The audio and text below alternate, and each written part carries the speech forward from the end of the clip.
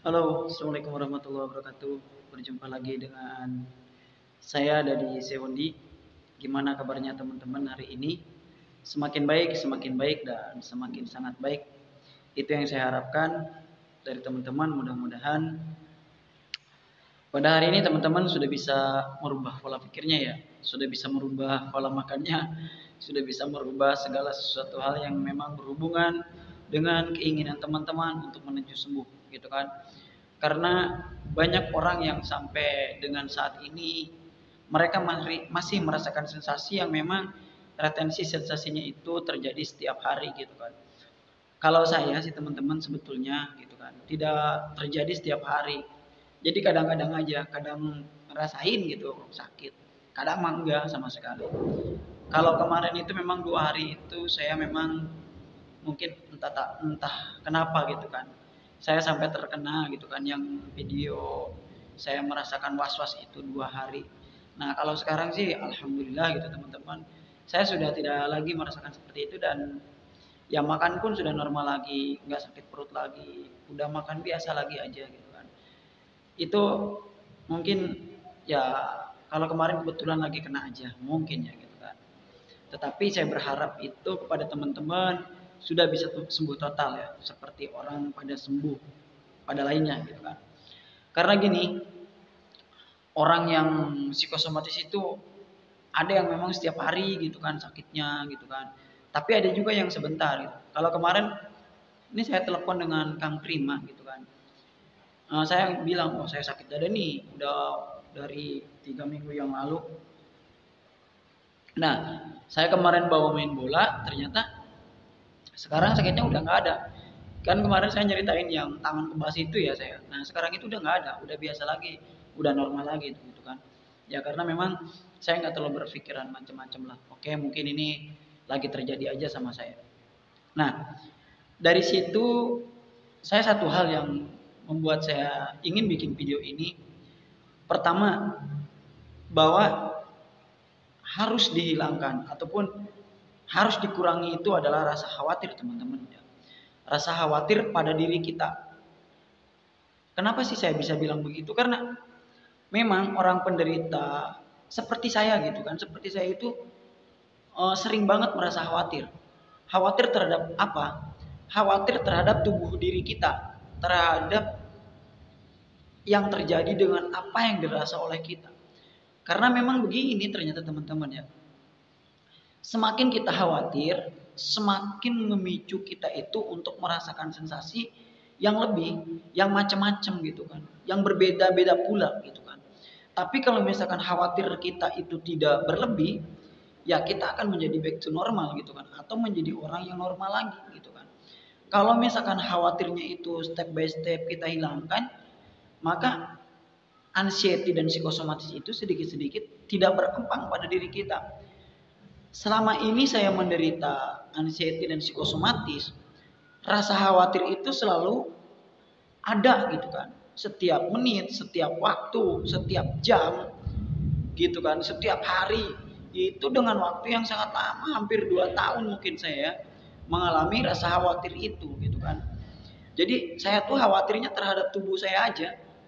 Khawatir terhadap apa? Jadi saya itu khawatir kan gini nih, kita nih ngalamin rasa sakit misalkan di bagian lemas badan, keringat dingin. Nah, kita itu khawatir kita itu terkena penyakit berat. Saya keringat dingin, kemudian BB turun begini, berat badan turun. Saya berpikir, wah jangan-jangan saya tuh kena diabetes gitu kan. Itu jadi khawatir aja gitu kan. Khawatir terhadap tubuh saya, terhadap fisik saya. Ternyata yang perlu dikhawatirkan itu adalah ya mental kita sendiri gitu kan, atau fisik kita psikis kita sendiri yang betul-betul harus betul-betul diperhatikan bagaimana kita memupuk rasa khawatir itu tidak terlalu tinggi pada diri kita gitu kan.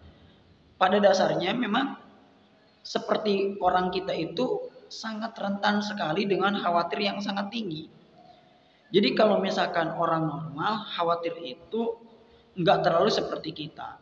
Tapi kita tinggi banget itu rasa khawatirnya. Gitu kan. Khawatir terhadap masa depan kita. Khawatir dengan keluarga kita, khawatir dengan kegiatan-kegiatan kita. Nah, dari khawatir itu kita menjadi ya terbebani gitu kan. Setelah kita terbebani, kita menjadi stres gitu kan, atau misalkan banyak pikiran yang menyebabkan memang asam lambung kita naik lagi, menimbulkan banyak sensasi lagi seperti itu. Kalau misalkan kita rasa khawatirnya itu dikurangi, kemudian ya difasilitasi sama kegiatan kita, kemungkinan besar gitu kan sensasi itu nggak ada gitu kan, rasanya itu nggak ada seperti yang dulu-dulu. Kayak saya sekarang nih, sekarang itu saya biasa lagi aja, nggak ada yang perlu istilahnya dikhawatirkan. Kemudian sensasi juga udah nggak ada lagi gitu kan. Karena memang khawatir saya itu saya kurangi, saya batasi gitu kan supaya tidak terlalu. 1 tahun yang lalu mungkin khawatir saya terlalu tinggi. Khawatir terhadap sakit pinggang saya. Pinggang saya itu kan wah luar biasa sakitnya. Ya panas, ya sakit.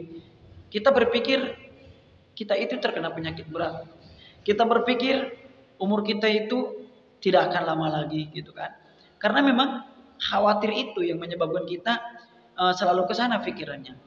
Jadi sisi positifnya mungkin ya, sisi positifnya bolehlah kita khawatir, boleh gitu kan. Cuma tidak boleh seperti ini, tidak boleh berlebihan. Kalau bisa kurangi gitu kan. Kalau bisa kurangi banget gitu kan. Karena semakin kita mengurangi rasa khawatir itu ya semakin kita tidak terlalu berpikir yang macam-macam gitu kan. Karena apa? Sudah pikiran kita tidak bisa tidur nyenyak, sudah pikiran kita ya memikirkan keluarga mungkin yang sudah punya keluarga, sudah kita memikirkan bagaimana saya berobat pada diri saya.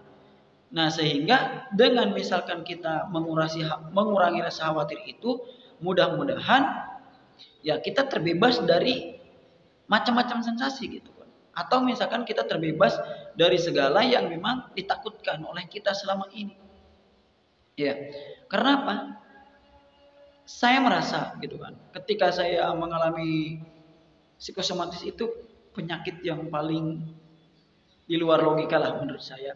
Bagaimana terjadi pada diri kita ya. Gini, kita mau minta perhatian sama orang-orang gak bakal paham sama kita.